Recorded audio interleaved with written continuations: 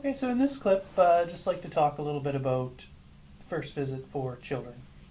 Uh, Dental visits for children are a big deal. I know the predominant opinion is that baby teeth and they will fall out. Unfortunately, they're much more important to that. Neglecting dental care in very young children can often lead to dental infections.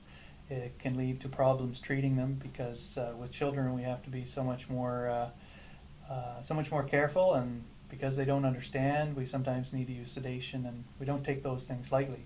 So ultimately, lack of dental care early on can lead to infections and problems that need to be treated in a hospital under general anesthesia, and that's not really how we think children should be cared for, especially with all the information we have in this day and age. The current statistics in Nova Scotia, despite that we have a fully funded program for children's dental care in this province, less than 50% of children by the age of 5 have seen a dentist. There are a number of reasons for that, but some of that may be because people don't know that there is coverage for their children, and that information may not be spread out as far as it should be. And of course, people are concerned about the costs, but again, with children up until their 14th birthday in Nova Scotia, as of 2014, the making of this video, children are covered.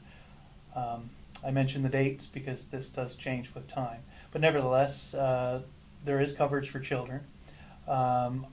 My sarcastic answer to when a child should first be seen is really before they're born, and the meaning of that is that really when a woman is expecting, the mom and dad can come in and get some pointers while they're getting their checkups.